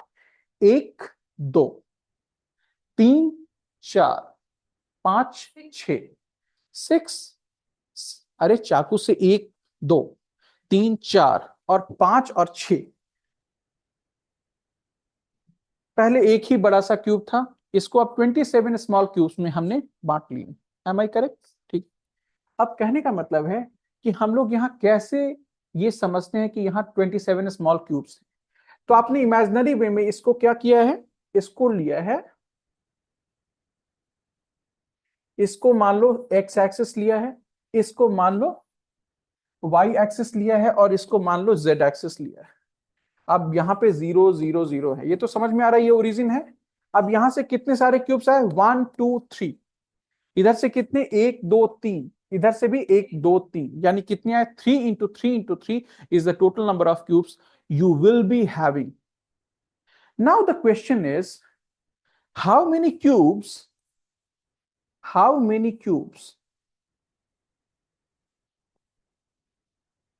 small ones with exactly 0 face painted, 1 face painted, exactly 2 face painted, exactly 3 faces painted. ये हमको अभी समझना है, इतना ही समझने में हम समय व्यतीत करेंगे अभी. Understand and tell me. अगर ये पूछा गया कि how many cubes have got 0 face painted, तो सबसे पहले तो हम दिमाग में अपने ये करेंगे कि बताओ तो जरा ये वाला स्मॉल क्यूब जो है निकलेगा, इसके कितने फेस पेंटेड हैं? 3. Am I correct?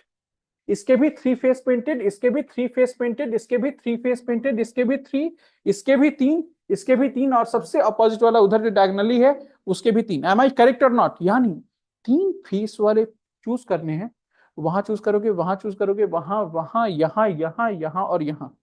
समझ में आया? How many vertices are there? 8 vertices. तो कहने का मतलब वर्टिसेस के अलोंग क्या होगे? Small cube with 3 faces painted. Am I correct और नॉट? Very simple.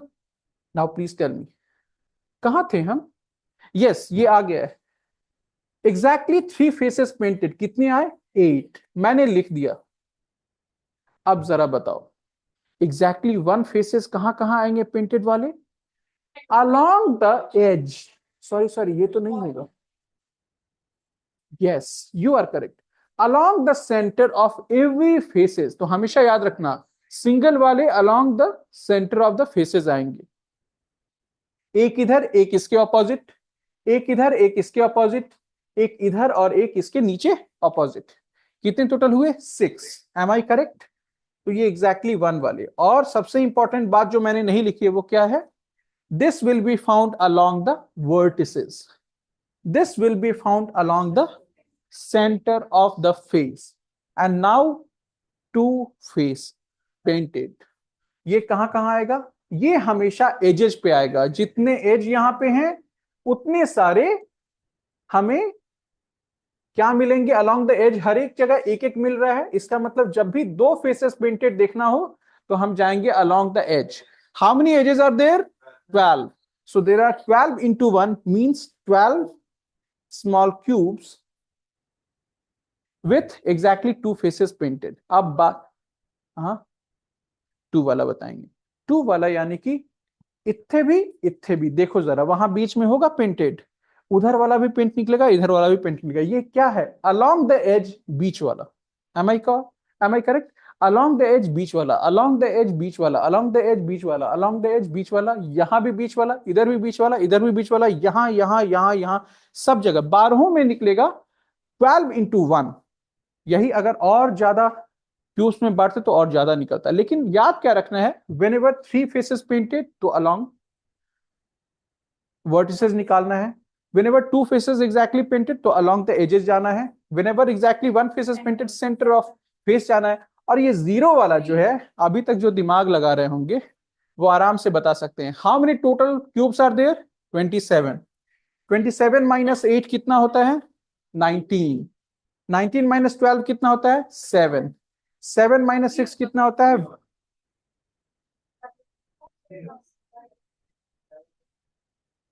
अब ये निकालेंगे कैसे, देखो जरा। ये तीन में से 1 2 3, ये तीन में से इधर वाला भी प्रिंटेड है, इधर वाला भी प्रिंटेड है, यानी इसके अलोंग होगा। ये तीन में से इधर वाला भी प्रिंटेड है, इधर वाला भी प्रिंटेड है, यानी इसके अलोंग होगा। और ये तीन में से इधर वाला भी प्रिंटेड है, इधर वाला भी प्रिंटेड है, यानी इसके अलोंग होगा। So answer is what? Answer is 3 minus 2 into 3 minus 2 into 3 minus 2। Am I correct? यानी 1। समझ में आ गया? आया कि नहीं आया? I am just telling you that suppose one cube is there like this.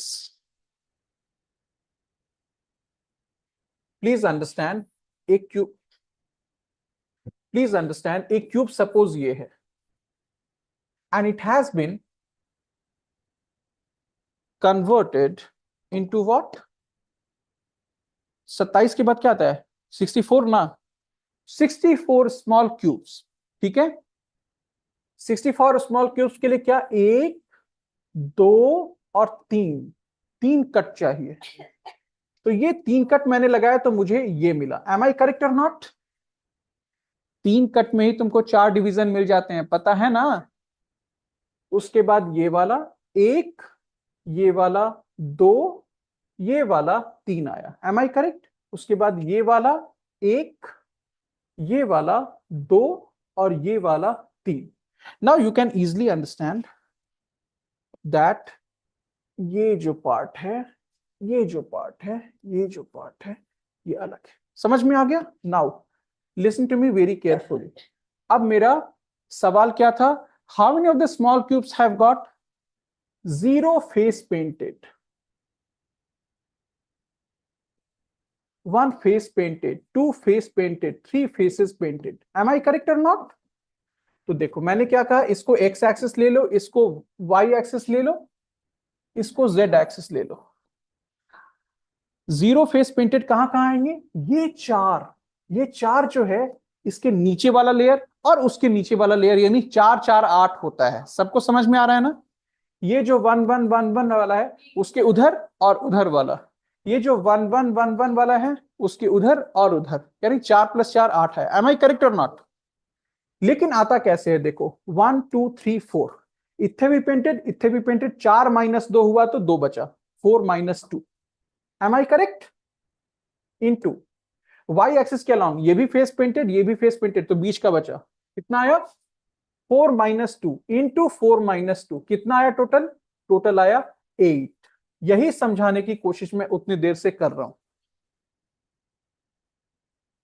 Formula है 4 - 2 कर लो ना, इधर और उधर वाला जो फेस है वो पेंट किया जाता है, बीच का पोर्शन यानी अंदर में 3D डिमेंशन में थोड़ा दिमाग लगाओ ना।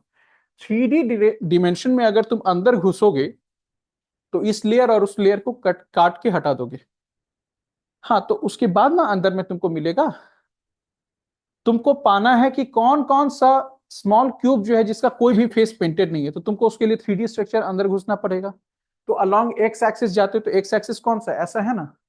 तो अलोंग द एक्स एक्सिस मान के चलो, इस साइड वाला कट गया, या इस साइड और इस साइड वाला कट गया, जैसे भी सोचना है सोचो। अलोंग वाई एक्सिस करोगे तो ये वाला और ये वाला कट गया, तो बीच का 2 बचा, इसमें होगा। और अलोंग द जेड एक्सिस ये है ना, तो ये वाला और ये वाला हिस्सा गया, तो ये दोनों बचा। गेटिंग और नॉट गेटिंग? यानी कि अगर इस अलोंग चला गया, कैसे इस अलोंग चला गया, और क्या था? हाँ हाँ, कहने का मतलब ये है, ये वाला लेयर पूरा गायब कर दिए, उधर वाला लेयर पूरा गायब कर दिए, फिर से ये वाला भी लेयर पूरा गायब, ये वाला लेयर भी पूरा गायब, फिर से ऊपर वाला भी लेयर पूरा गायब, और नीचे वाला भी पूरा लेयर गायब। तो बचा क्या? 2 2 4 2 6 2 8, यही बचा ना, ये वाला फिगर बचा। एम आई करेक्ट और नॉट? देखो जरा ध्यान से, ऐसे ऐसे ऐसे ऐसे ऐसे ऐसे, यही तो बचा 8 अंदर में। जो कि नॉन पेंटेड है। आप फटाफट बताओ पहले के ज्ञान का इस्तेमाल करते हुए एग्जैक्टली 1 कहां पे मिलते हैं? Centre of the face. 4 मिला एक फेस पे, कितने सारे फेस होते हैं? 6 फेस, बराबर 24 आया। एग्जैक्टली 3 कहां कहां मिलते हैं? वर्टिसेस पे। कितने वर्टिसेस हैं? 8 इंटू 1। एग्जैक्टली 2 कहां कहां मिलते हैं? Along the as. एज में यहां है, कितने सारे हैं? ओ सॉरी सॉरी, 2 है। ओके, हर एक एज के अलोंग 2 है, तो कितने सारे एज होते हैं? तुमने बताया था 12, तो 12 इंटू 2 कितना आया? 24। टोटल ऐड कर लो, कितना आया? 8 सॉरी 24 24 कितना होता है? 48। 48 प्लस 8 56। 56 प्लस 8 क्या होता है? 64। अब टोटल नंबर ऑफ ये निकालो स्मॉल क्यूब्स, 4 गुणा 4 गुणा 4 कितना होता है? 64 आ गया। तो ये वाला और पिछला स्लाइड अच्छे से देख लेना, जो भी नोट करना है नोट कर लेना, कल बात होगी यहाँ के आगे। आ जाने के लिए धन्यवाद। 9 बजे एग्जैक्ट आ जाए क्योंकि हम पहुंचे रहेंगे, ठीक है। 9 से 3 मेरा दायरा है, कर लेना खुद से, ये लो, ठीक है। अच्छे से लिख लो। 2 क्यूब्स वाला जो है पोर्शन हम लोगों ने यहाँ पे किया, क्यूब्स एंड डाइसेस।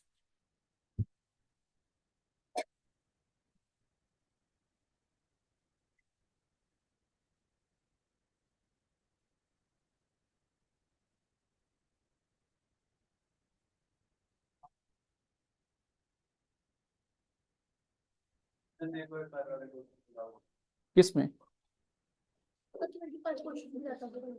दिखाओ जरा। जो आपने कल वो दी थी, वर्कशीट दी थी उसमें। हाँ, वर्कशीट में ना, वर्कशीट का आंसर्स मैं बता देता हूँ, जरा बताना कौन से क्वेश्चन से शुरुआत था वर्कशीट में? कोडिंग डिकोडिंग था ना?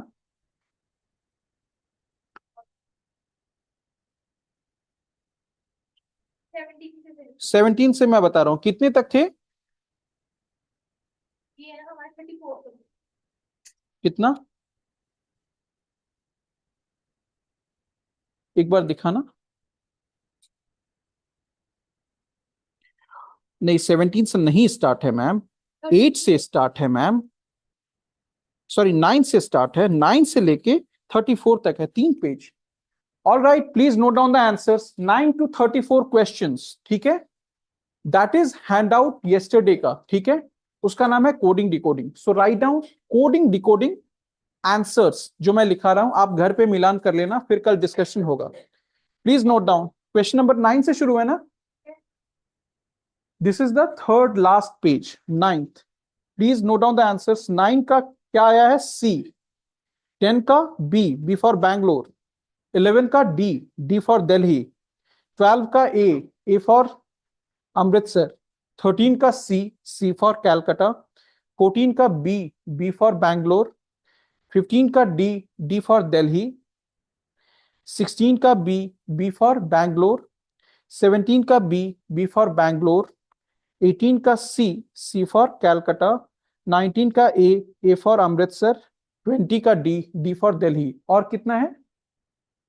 34 तक है ना, ठीक है। 21 का बी है, बी फॉर बैंगलोर। 22 का बी है, बी फॉर बैंगलोर। 23 का सी है, सी फॉर कैलकाटा। 24 का बी, बी फॉर बैंगलोर। 25 का सी, सी फॉर कैलकाटा। 26 का बी, बी फॉर बैंगलोर। 27 का सी, सी फॉर कैलकाटा।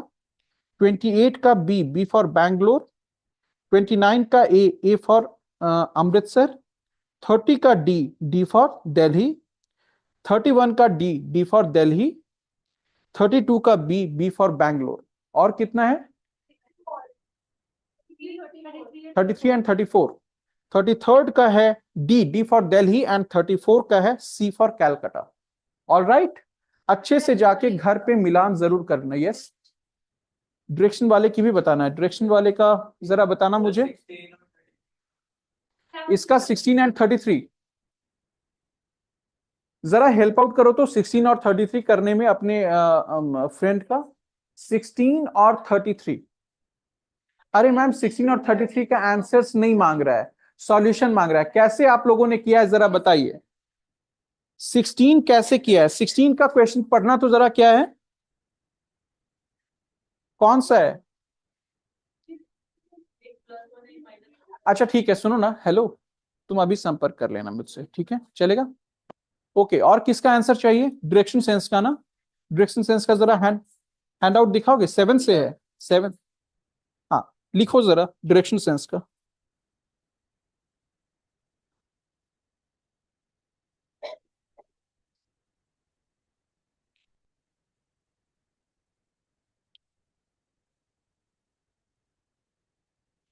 यस, 7 से कितना बोला आपने? 20। Please write down the answer. Direction sense, direction sense का आंसर 7th का सी फॉर कैलकाटा, 8 का ए फॉर अमृतसर, 9 का सी फॉर कैलकाटा, 10 का डी फॉर दिल्ली, 11 का ए फॉर अमृतसर, 12 का बी फॉर बैंगलोर, 13 का डी फॉर दिल्ली, 14 का डी फॉर दिल्ली, 15 का बी फॉर बैंगलोर, 16 का बी फॉर बैंगलोर, 17 का डी फॉर दिल्ली, 18 का डी फॉर दिल्ली, 19 का बी फॉर बैंगलोर एंड 20 का डी फॉर दिल्ली। ठीक है, डायरेक्शन सेंस के आंसर्स आ गए, कोडिंग डिकोडिंग के आ गए, और एक और चैप्टर किसका किया मैंने? एक और, यस सिला, नहीं, अभी मैंने 3 चैप्टर का टोटल, ब्लड रिलेशन सबका मैं करवाया हूं। कोशिश करो, अगर कुछ क्वेश्चन नहीं हुआ है घर पे जाके करने का, अगर ऑलरेडी किए हो और उसमें से डाउट्स हैं प्लीज पूछ लो। The class is over as of now. We will be starting the class with quant portion, and in logical reasoning you will have to remind me that sir आप यहां से स्टार्ट कीजिए, please remind me that. हम लोग cubes and dice plus non verbal reasoning का कुछ part कल जरूर खत्म करेंगे, ठीक है?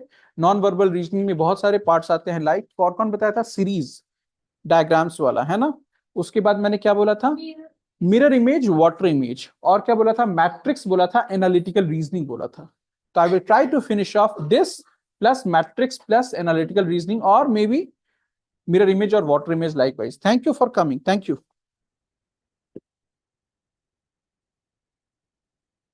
हाँ, ओके, रिमाइंडर थ्योरम का क्वेश्चंस चाहिए मेरी ओर से ना? क्वांट का आज तक जो भी कुछ पढ़ाया है उसके क्वेश्चन कल और आज के जो क्वेश्चन है साथ में अभी जाएंगे। Always remember one thing guys, in quant we have already deal with the process like 1 plus 2 plus 3 up till 10 is 55। likewise the thing is उसका और एक्सटेंडेड अगर कुछ एक दो क्वेश्चन देता हूं तो घबराना मत, कोशिश करना बनाने का, बाकी सब हम बताएंगे। अभी नंबर सिस्टम पूरी तरह फिनिश ऑफ नहीं हुआ है। नंबर सिस्टम प्लस एवरेज कल पूरा हो जाने की पूरी उम्मीद है, समझ में आया? और मैं आपको बता दूं, प्रैक्टिस करना बहुत अच्छे से शुरू कर दो। वाई? बिकॉज यहाँ पे क्लास में प्रोडक्टिव सेशंस होते चले जा रहे हैं, समझ में आया? सो टेम्पो अच्छे से अपना बना लो घर पे, that is very much needed. Copies अलग रहेंगे, क्वांट के अलग, लॉजिकल रीजनिंग के अलग, ठीक है? लॉजिकल रीजनिंग हमेशा सेकेंड हाफ में हम लोग का होगा, फर्स्ट हाफ में जो है वो होगा क्वांट, ठीक है? Thank you for coming, take care, take care online students.